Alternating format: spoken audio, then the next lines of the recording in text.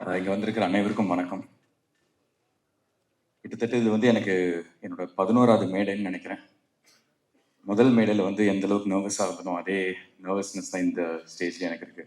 உட்காரும்போது கூட கீர்த்தி சொன்னாங்க, கால் ஆட்டிக்கிட்டே இருக்கேன், நர்வஸாக இருக்கியா அப்படின்னு. அண்ட் என் ஒய்ஃப் கீர்த்திக்கு தெரியும், ஒரு 4 நாளாக ரொம்ப ஒரு மாதிரி ஆங்ஸைட்டி, ரொம்ப ஒரு நர்வஸாகவே இருந்தேன். ஐ திங்க் அந்த ஒரு வெற்றி அப்படின்னு ஒரு விஷயம் வரதுக்கு முன்னாடி எல்லாருக்கும் அந்த ஒரு நர்வஸ்னஸ் வருங்கிறத நான் நம்புகிறேன். Because of booster. கிரிக்கெட் இந்தியாவில் வந்து மோஸ்ட் வைட்லி பிளேட் ஸ்போர்ட்னு சொல்லலாம். பல கோடி பேர் இந்தியாவில் வந்து ஒரு பெரிய கனவோட கிரிக்கெட் ஆடிட்டு இருக்காங்க. அதுவும் தமிழ்நாட்டில் பார்த்தா பல லட்சம் பேர் ஆடிட்டு இருக்காங்க. என்னன்னா, ஒரு வாய்ப்பு ஒன்று கிடைச்சா நம்ம வந்து ஒரு ரவிச்சந்திரன் அஸ்வின் ஆயிட முடியுமா, நம்ம ஒரு நட்ராஜ் ஆயிட முடியுமான்னு அந்த ஒரு வாய்ப்புக்காக வந்து பல லட்சம் பேர் அங்கே வெளியில வந்து பல லட்ச அஸ்வின், பல லட்ச நட்ராஜ் வந்து வெளியில விளையாடிட்டு இருக்காங்க. அதே மாதிரி தான் இன்னைக்கு சினிமாவில் வந்து இன்னைக்கு காம்படிஷன் அவ்வளோ இருக்கு. நிறைய பேர் வந்து சினிமாவில் வந்து ஒரு வாய்ப்பு கிடைக்காதா, நம்ம வந்து அந்த ஒரு வாய்ப்பு கிடைச்சா நம்ம வந்து பெருசாக அடிச்சிடலாம், பெருசாக ஜெயிச்சிடலாம் அப்படின்னு இன்னைக்கு அவ்வளோ காம்படிஷன் இருக்கு. அந்த ஒரு வாய்ப்பை மிஸ் பண்ணிட்டோம்னா வந்து வேற யாராவது ஒருத்தர் அந்த இடத்த வந்து ஃபில் பண்ணிடுவாங்க. ஸோ இந்த மாதிரி ஒரு காம்படிஷனில் பல லட்சம் பேர் இன்னைக்கு போராடிட்டு இருக்கான். நம்மளுக்கு அடுத்த ஒரு வாய்ப்பு, நம்மளுக்கு கிடைக்க போகிற ஒரு வாய்ப்பு வந்து நம்ம போடுற இந்த முயற்சி, இது வந்து ஒரு வெற்றி அடைஞ்சிட மாட்டோமா அப்படின்னு ஒரு பல கனவோடு இருக்கான். அந்த லட்சம் பேரில் நானும் ஒருத்தனா இருக்கேன். இன்னாரோட பையன், அவரோட பாக்யராஜ் சார் பையன், அந்த மாதிரி இவருக்கு எல்லாமே ஈஸி, அதெல்லாம் தூக்கி போட்டுருங்க. அந்த பல லட்சம் பேருக்கு என்ன கனவு இருக்கோ அதே கனவோட தான் நானும் இருக்கேன். அந்த கனவு இது எனக்கு ஒரு வெற்றி அடையுமா அப்படிங்கிறது எனக்கு வந்து ப்ளூ ஸ்டார் டெஃபினட்டா எனக்கு நான் நிரூபிக்கும்னு ரொம்ப ஸ்ட்ராங்கா நான் நம்புறேன்.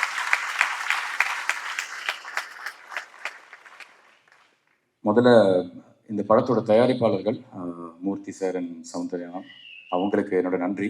பிகாஸ் நிறைய ஸ்ட்ரகிள்ஸ், நிறைய ஹேர்டல்ஸ் இந்த படம் ஃபேஸ் பண்ணிச்சு. லொக்கேஷன் வைஸாகவும் சரி, கிளைமேட் இதெல்லாம். பொதுவாக வந்து ஒரு ரஞ்சித்னா மாதிரி வந்து ஒரு ஒரு எக்ஸ்பீரியன்ஸான ஒரு ப்ரொடியூசர், அவங்க வந்து இதை ரொம்ப ஈஸியாக அதை ஹேண்டில் பண்ணுவாங்க. பட் புது ப்ரொடியூசர்ஸ்லாம் வந்து பயந்துருவாங்க. பட் எந்த விதமான ஒரு பயமும் இல்லாமல், எந்த விதமான ஒரு தயக்கமும் இல்லாமல், டைரக்டருக்கும் சரி, மற்ற டெக்னீஷியன்ஸ் அண்ட் ஆக்டர்ஸ் எங்கள் எல்லாருக்குமே வந்து நீங்கள் நினச்ச சினிமாவை எடுங்க அப்படின்னு வந்து அவ்வளோ ஃப்ரீடம் அண்ட் அவ்வளோ ஸ்பேஸ் கொடுத்த தயாரிப்பாளர்களுக்கு நன்றி. அதுக்கப்புறம் எல்லாரும் சொன்ன மாதிரி வந்து இது வந்து ஜெய் பிரதரோட லைஃபோட கதை தான்.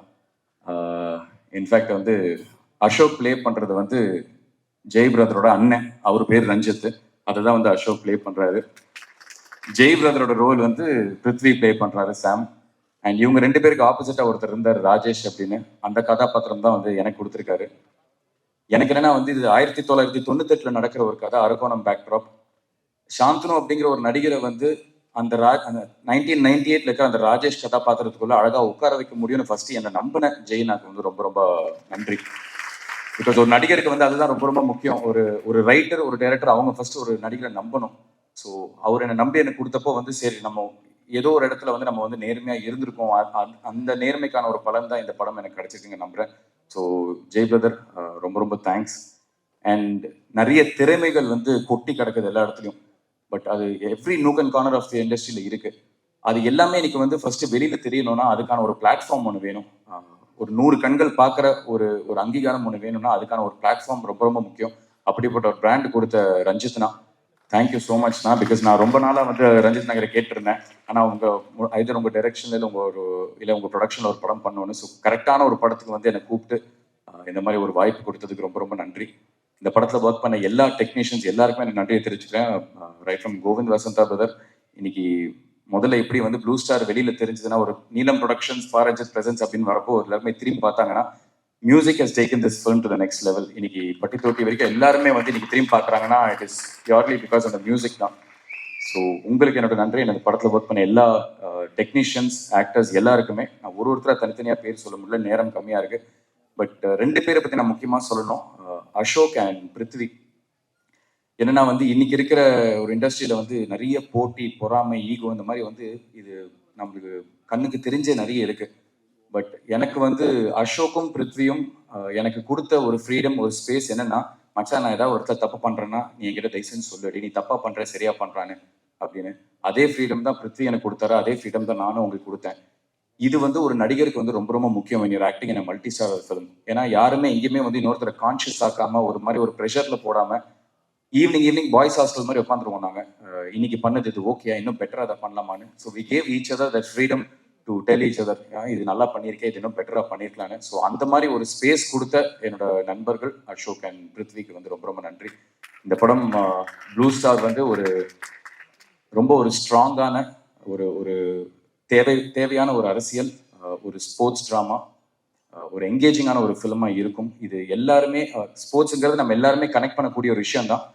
நான் எப்படி ஒரு ஆடியன்ஸாக ஃபர்ஸ்ட் இந்த கதை கேட்குறப்போ ஒவ்வொரு கதாபாத்திரத்தோடு கனெக்ட் பண்ணணும், அந்த மாதிரி நீங்கள் எல்லாருமே 200% ஒவ்வொரு கதாபாத்திரத்தோடு இந்த கதையில் நீங்கள் கனெக்ட் பண்ணுவீங்க. டெஃபினட்டாக it is a very very important film for me in my career. So 25th இந்த படம் ரிலீஸ் ஆகுது.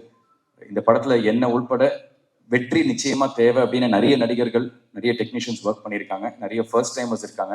ஸோ எனக்கு என்னோட வெற்றி தோல்வி இதெல்லாம் தாண்டி என்னை என்றைக்குமே வந்து மக்களாக வந்து நீங்கள் ஏதோ ரூபத்தில் வந்து என்னை சப்போர்ட் பண்ணிக்கிட்டே இருக்கீங்க. அதே சப்போர்ட் இந்த என்டையர் டீமுக்கு நீங்கள் கொடுக்கணும்னு நான் வந்து உங்களுக்கு கேட்டுக்கிறேன்.